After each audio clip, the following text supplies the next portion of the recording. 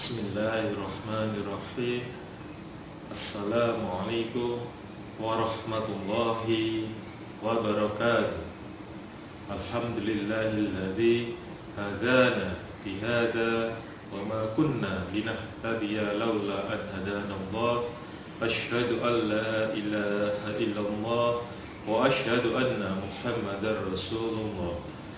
Allahumma salli ala sayyidina Muhammad wa ala ali sayyidina Muhammad. Amma ba'd. Ma'asyiral muslimin rahimakumullah. Lebaran mungkin sebagian besar dari kita adalah hari yang sangat ditunggu-tunggu dan dinanti-nanti daripada menunggu-nunggu atau menanti-nanti datangnya bulan Ramadan. Kenapa lebarannya yang ditunggu? Karena sebagian besar dari kita beranggapan karena lebaran itu dapat uang saku, karena lebaran saatnya berfoya-foya, karena banyak makanan yang tersedia di situ. Biasanya itu yang terjadi di masyarakat kita. Nah, sehingga zaman sekarang ini hampir lupa dengan budaya dari lebaran itu sendiri. Apa budaya yang sangat baik di lebaran? Budaya silaturahmi. Nah, kenapa kok hampir dilupakan budaya yang sangat baik ini? Karena hampir tergantikan oleh kecanggihan teknologi. Cukup dengan WA, duduk di rumah, selesai. Kirim ucapan selamat Idul Fitri, mohon maaf lahir dan batin, kirimkan ke semua teman-teman kita, selesai. Akhirnya budaya silaturahim itu sendiri hampir hilang karena kecanggihan teknologi. Nah, gimana agar silaturahmi ini tetap terjaga dan terjalin selamanya? Karena fadilah dari silaturahmi itu atau manfaat dari silaturahmi itu sangat besar. Karena salah satunya dengan berjabat tangan itu akan melebur dosa di antara kita. Nah, sangat rugi kalau kita bersilaturahim hanya melalui dengan WA. Caranya bagaimana agar silaturahmi ini tetap terjaga? Yang pertama, jelas yang harus kita pahami adalah bahwasanya silaturahmi itu adalah amalan yang sangat baik. Baiknya itu tadi, karena kalau kita silaturahmi, kita menyambung hubungan, kita bertemu, berjabat tangan, dapat menghapuskan atau meleburkan dosa atau menghapuskan permasalahan-permasalahan yang ada di antara kita. Yang kedua, agar silaturahmi ini tetap terjaga, caranya gimana? Yaitu kita harus memahami dan mengetahui nasab atau silsilah nasab kita, silsilah keturunan kita. Nah, dengan begitu silaturahmi ini tetap terjaga.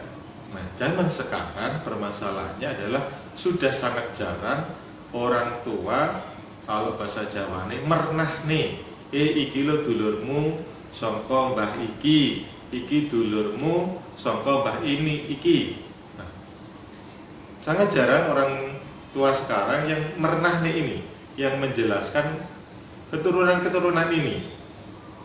Jadi dari kita lebih banyak, lebih asik hanya cukup orang tua saya ini, ibu saya ini, kakek saya dari ayah ini, neneknya ini, begitu juga dengan ibu, selesai. Dianggap itu cukup. Akhirnya semua keturunan atau yang masih saudara ini hilang. Ini yang harus kita perhatikan.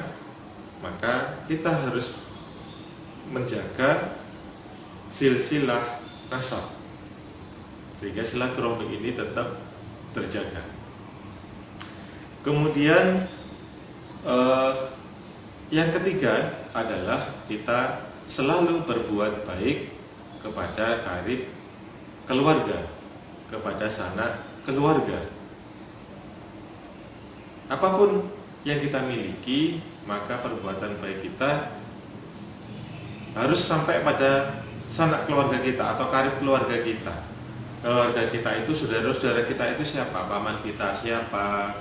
Kemudian bibi kita itu siapa? Dan sebagainya. Ini yang kerabat-kerabat yang masih dekat dengan silsilah keluarga inti.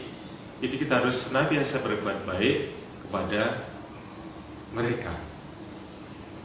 Yang keempat, yaitu memberikan nafkah kepada keluarga, itu adalah silaturahmi yang terbaik, sebuah amalan yang terbaik untuk menjaga silaturahmi.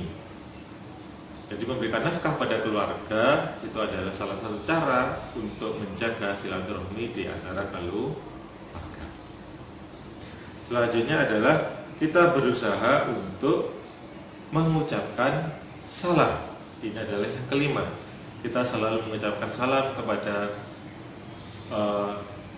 orang-orang yang kita kenal, khususnya kepada karib keluarga, ataupun orang yang tidak kenal pun kita mengucapkan assalamualaikum. Kita saling mendoakan, maka itu akan menjaga dan mempertahankan silaturahmi. Nah, yang keenam adalah kita harus membalas keburukan dengan kebaikan. Nah, inilah saatnya momentum Lebaran harus kita gunakan dengan sebaik-baiknya. Yang sebelum-sebelumnya kita punya kebencian dengan si A, si B, maka kita harus membalas keburukan-keburukan itu dengan kebaikan. Kita harus bersikap lemah, kita memberikan apa yang kita miliki, kita masak sayur asem misalnya, kita antarkan kepada mereka, terus kita lakukan, maka itu akan menjaga dan mempertahankan dan mengembalikan hubungan silaturahmi di antara kita. Mudah-mudahan 6 cara ini, 6 kiat ini, 6 tip untuk menjaga silaturahmi ini bisa kita lakukan, sehingga kita mampu mempertahankan kebaikan dan terus bisa melakukan amal kebaikan seluas-luasnya, khususnya kepada keluarga kita. Mudah-mudahan bermanfaat. Ada kesalahan dan kekurangannya mohon maaf. Billahi taufiq wal hidayah wa ridha wal inayah. Wassalamualaikum warahmatullahi wabarakatuh.